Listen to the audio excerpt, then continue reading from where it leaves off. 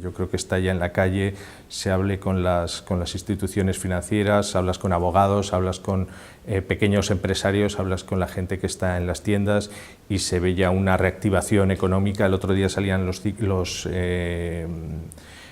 la consulta de confianza económica, el índice de confianza económica, y hemos vuelto a niveles previos a la crisis. Yo creo que la situación ya va a ser muy diferente el próximo año que empieza.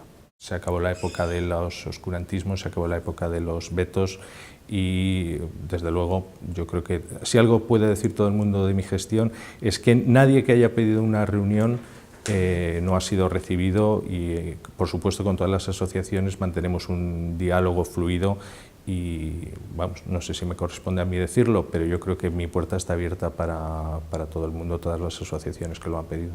Lo que hay que conseguir, como digo, es una sociedad mecenas, de forma que la sociedad apoye, no solo con su dinero, sino también con su presencia y con su interés, las propuestas culturales que de ella misma surgen. Yo creo que el ideal es que las subvenciones sean limitadas en el tiempo, es decir, que no sean para siempre, sino que sean un primer paso. Siempre habrá proyectos que sin una ayuda, una subvención, no pueden tomar aire, no pueden despegar.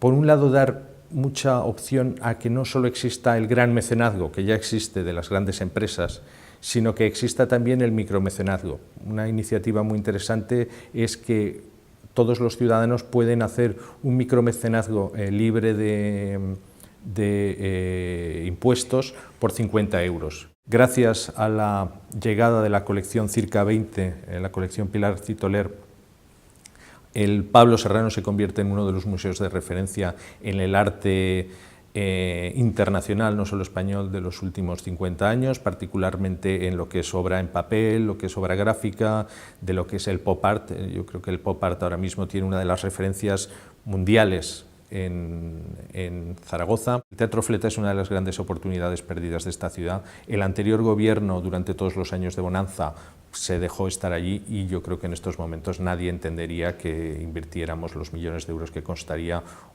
la elaboración de un nuevo teatro con la situación económica actual.